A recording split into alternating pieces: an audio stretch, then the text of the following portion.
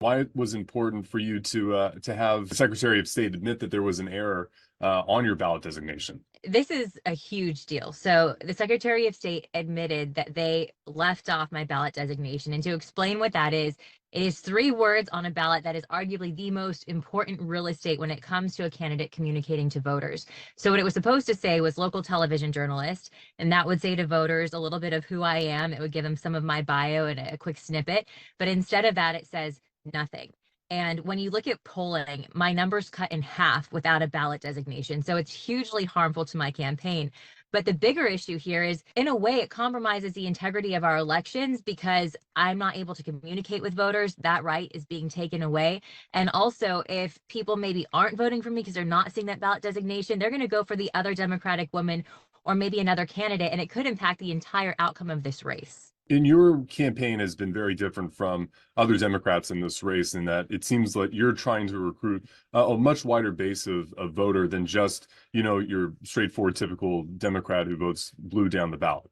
I don't see myself as a Democrat of today per se. I'm more of a JFK era Democrat that's fiscally responsible, that believes we have to secure the border and fight crime, but also very passionate about lifting up those in need and underserved communities. So I have a completely different message. People I've spoken to in the political world say they have never seen this happen. They call it unprecedented.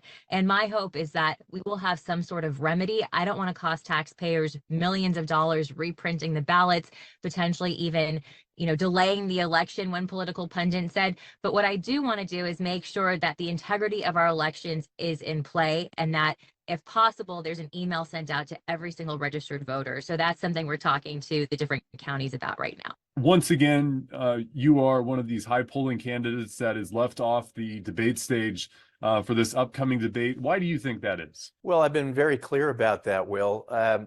In the first debate, which was run by an outfit called Politico and another outfit called the USC Dornheim School of Politics, both of which are very well known to be very left-leaning, they claim they took a poll. The candidates didn't know what the criteria of the poll were. There are over 25 candidates in this race. And according to their poll, I came in 5th place. And then they unilaterally decided to only allow the top 4 candidates in their poll in that first debate. Why they didn't let the 5th one on, meaning me, I'll tell you why I think that didn't happen. Because the 4 that they allowed on were Adam Schiff, Katie Porter, and Barbara Lee. They are basically widgets. They've been in Congress for a total of 55 plus years. They basically vote in unison, and every one of their positions have led California and the nation to be in this mess that it's in. The 4th they let on is the so-called Republican named Steve Garvey, the former baseball player.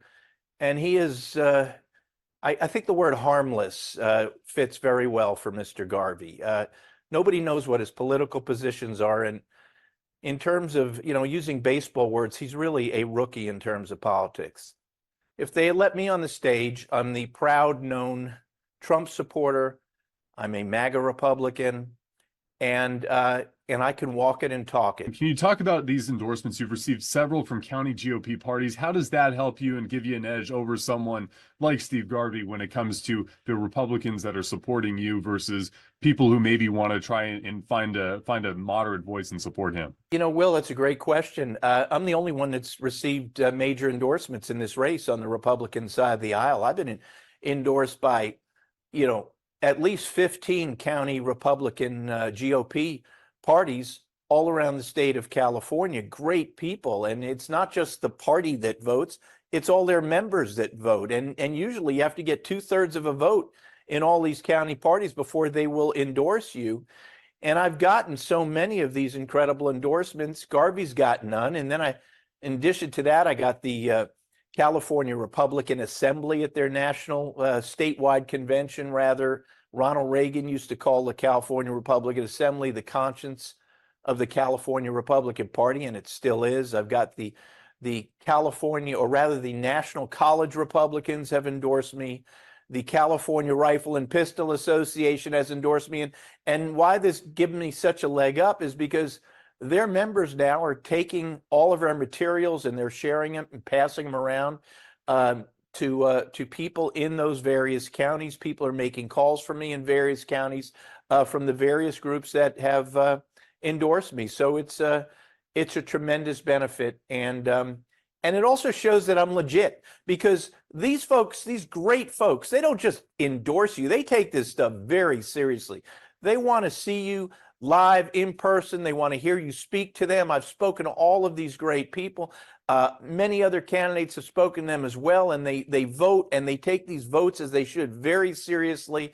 And it's a huge honor to get these endorsements. And you're looking at the person in the Republican side of the aisle here who's gotten most, if not all, of those endorsements. Some recent data, I should say, showed that you started to gain on your opponents. At the same time, Barbara Lee was falling in the polls. Katie Porter had lagged a little bit behind Steve Garvey.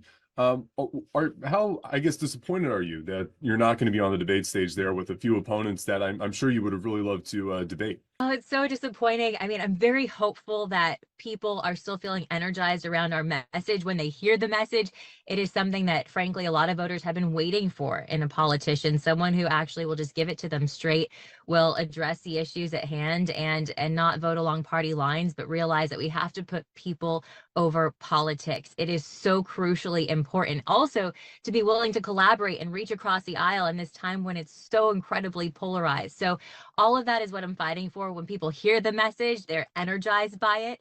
I'm very disappointed I'm not going to be in this upcoming debate. I think, it's a trickle effect from what happened with the first debate where I was excluded, and I had the polling numbers to show that, we're very strong. I'm the only Democrat that's even been consistently polling besides the 3 establishment Democrats. So I think to uphold our democracy and just to have the type of elections that we should strive to have, people should hear from other candidates besides the 3 that have been featured in the media consistently. Can you talk a little bit about your background for folks, again, here in the Central Valley? I know you have a background in being able to reach out to Latino communities across the valley. You're the only candidate who speaks Spanish fluently amongst those big candidates. I know that is something that perhaps wins over a number of voters who like to see their issues of their day covered and not looked over, as this area tends to be when you think about San Francisco and Los Angeles and other larger cities and areas across California. Out of the polling candidates, I believe I am the one who is most in touch with Californians and their needs, because I've been alongside them for almost 20 years in the trenches, interviewing thousands of them on their best and worst days, hearing their issues directly. I have concrete policies and solutions for so many of these problems that we face, and I think that's what sets me apart. You have 3 candidates who are the front runners, who are the establishment Democrats who have been part of creating the problems that we see, and then you have someone on the Republican side who maybe can identify some of the problems but doesn't know how to solve them because he doesn't have that lived experience that I have in the trenches. One of these criticisms has been you have 3 Democrats who have been there for a long time. It was kind of, how do you find the small differences, if any, in policy? And then again, Steve Garvey, who's been very unclear about the positions that he has. What would you have been able to lend your voice to on the debate stage on important issues that they talked about? I'll tell you something. As all of your viewers can imagine, when you've been campaigning all around the state now for months and months, you're getting this tremendous support, and some far left-leaning gatekeeper decides to keep you off the major debate stage where 20 to 40% of California voters are still undecided.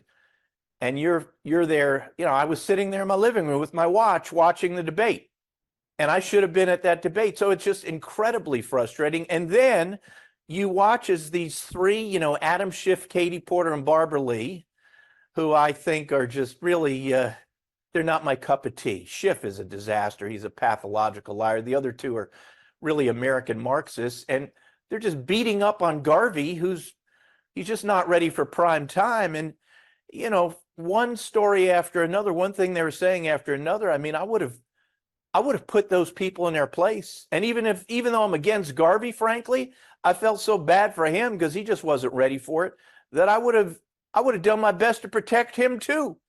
But Garvey is a whole other problem. I mean, he is literally taking the position that he doesn't know if he will vote for Joe Biden or Donald Trump for president. And for somebody who claims they're a Republican who wants the most important, really, Republican elected position in our state to be waffling back and forth on that one, it disgusts me. Joe Biden is the worst president of my lifetime. Joe Biden is a disaster, and the Republican candidates in this race should be committed to the person who's going to get the Republican nomination for president. There should be no waffling. And then all the other issues, Garvey wasn't standing up for them, and I mean, you know, I have, my positions are firm. People know them. I call them the I's now because they happen to start with I. You have immigration, inflation, indoctrination, incarceration, and Israel. And my positions are just firm on immigration. We've got to lock down the border. And if need be, we've got to be prepared to send our military to the border to stop the invasion and to stop the fentanyl and to stop the cartels. On inflation, Californians, Americans, we've been crushed financially thanks to this Joe Biden, who's running around bragging about Bidenomics while it's crushing all Americans financially. We need to start drilling again. You bring down the cost of oil, you bring down the cost of barrel oil, bring down the cost of everything else across the board. I support our fossil fuel industry. Indoctrination, what they're doing to our kids in class, under the cover of darkness, meaning they're not letting parents know, starting at 5, 6 years old in kindergarten, all the way through, this highly sexualized stuff, confusing kids, gender confusion, dividing kids by race, teaching kids that America is bad, we're all oppressors and colonizers and occupiers. We've got to get control of our kids' education. I've had a lot of experience in this over the years. You know, I run a great law firm, 25 lawyers, nationally recognized law firm. I've been involved in that fighting for parents and children for a long time now. Incarceration, we've got Californians all around the state in fear of this crime epidemic that we're watching. And just to keep it simple, if somebody commits a crime, they got to be punished for it. And we don't have a culture like that in this state right now with these far left electeds. We got to support our brave men and women of law enforcement again. And on Israel, I stand firmly with Israel. Hamas is a death cult. Tehran mullahs are a death cult. They hate Western civilization. They hate Christianity. They hate Judaism. And we've got to stop them. And the last persons that should be telling Israel how to fight this death cult of Hamas are the grand appeasers of Joe Biden and the whole crew of Obama supporters he brought with him, Obama insiders that have appeased Iran, and that has led to the terrible dangers we're fighting right now in the Middle East. So, you know, a voice like mine should be on that debate stage. Someone who can work across the aisle. How does your background as a journalist, talking to all sorts of different people, help you in that respect? I think one of the biggest problems we face right now is we're all living in our silos. And so we're just in our echo chambers. But I have not been in an echo chamber my entire career. I've sought to escape that chamber. And I think it's really important because different perspectives matter. And so the old way of doing government was Democrats would bring their thoughts to the table, Republicans would bring theirs, and then everyone would be stronger for it. And right now, people are just trying to push their own agenda forward and try to be right or win the argument. And if any one side wins in the Democrat-Republican debate, I mean, I think ultimately that's a net loss for Americans. Just look at what's happening right now with the Senate border bill and the chaos around that. That is a prime example of how our current government is not working. And we need moderates and centrists and people willing to compromise in government to get meaningful legislation done for the people of California and the American people. To get in a little bit on that, what are some things that you would like to see come out of this negotiation, assuming anything can come out of this negotiation? What's happening at the border is a crisis, and we need to act now. And it's interesting because when you look at that Senate border bill, and it kind of mimics some of what was in HR 2 that Republicans wanted, but now that it's in the Senate border bill and we're in an election year, they're kind of fighting against it. And it makes you wonder, is a political will there to compromise at this point in time as we're in an election year? That remains to be seen, but I think we need to take some sort of action immediately. There's stories every day. There's thousands of people coming across. We don't even know in many cases who some of these people are. And this problem is getting worse and worse by the day. Time is not on our side. We have to act. Are you concerned that whoever wins this race, if assuming it's not you, if they go into a partisan debate like this, where you have these, two very distinct sides, and perhaps there are people in the Senate who want to work together on this issue, are you concerned that maybe a front runner, like an Adam Schiff, who's, definitely played to lots of national Democrats and Democrat scene, seems to, mimic along those lines and that message? Are you concerned that someone like him wouldn't be able to help with these negotiations, and Steve Garvey would maybe be someone who ultimately doesn't know a ton on this topic and wouldn't have the background knowledge that maybe someone like yourself would have? Actually concerned about that, and that's a big part of the reason I jumped into this race. I was the last one to jump in it because I saw what was happening before me, and I knew it wasn't good. And we have the front runner, who's one of the most polarizing figures really in America. I mean, you have millions of Californians who don't align with him and maybe don't even trust him. And so I think we've seen in his work in Congress how he does vote along party lines, and I don't see the type of compromise that I think we need to see in order to have the change that, gosh, we desperately need. Your why is due in about a month, as we've talked about before. What's so important about running this race for her, and being able to have run this race so far, now 8 months pregnant? Well, working women do it every day, and she is due the week after the election. So if she's on time, her timing is great. I'll take a couple weeks off and then hopefully, bring her back with me on the campaign trail. I believe so much in my why, which is my future daughter and her future and her generation's future. Right now, we are failing them. We are focused on all the wrong things. We are putting this nation into greater debt day by day, and essentially impacting their future, and it needs to stop. The dysfunction, the chaos, it needs to stop. Our kids deserve so much better, and we need people who can reprioritize what really matters, which is, quality education, for example, making sure people feel safe, securing the border, addressing the economy, minimizing our debt. There are so many issues that we need to play or push front and center that are just being ignored. In Kern County, one of the more heavily Republican districts in the state, a larger county if you compare it to some of the other counties, but not quite as big, obviously, as LA and San Francisco and those areas. How do you get Republicans to support you, even if you have Republicans who like your policies that are well known, but they say, man, the best chance we have to actually win the seat is with Steve Garvey, who of course doesn't have positions, but he has that R next to his name, and maybe just the hope that if he gets in, he can enact some policies that I imagine probably look a lot like yours. If by some chance Steve Garvey ends up in the top two with Adam Schiff, Steve Garvey is going to get his butt kicked by Adam Schiff between March and November. It is going to be a really sad and embarrassing thing to watch.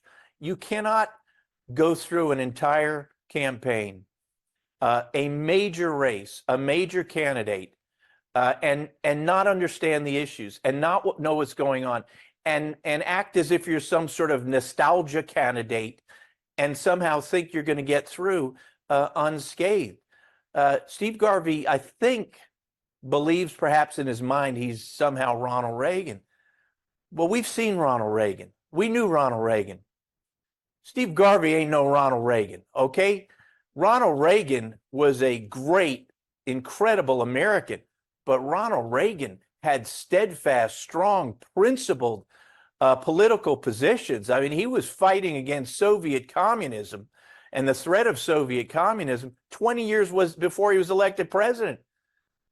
He was a staunch conservative. Steve Garvey, yes, once a great baseball player, he does not have one political position. He's got no political principles. He has a couple grifters in the background whispering in his ear and telling him what to say. He's never set a political position in decades, perhaps in his whole life. So he is not this, he is going to get his butt kicked. And we need somebody in there, and you're looking at him, me versus Schiff or me versus Katie Porter. I can walk it, I can talk it, and we need a fighter. Us Republicans, we cannot go down yet again in one of these major races just as some, sleeping dog and get our butts kicked. Anything else that you'd like to add that's important for voters here to know? I think it's important for voters to know who are maybe on the fence. They want a more moderate option and they don't know if Garvey's their guy. I believe that a vote for Steve Garvey at this point will be a vote for Adam Schiff. I represent truly the most moderate candidate who actually understands these issues and how to make meaningful change.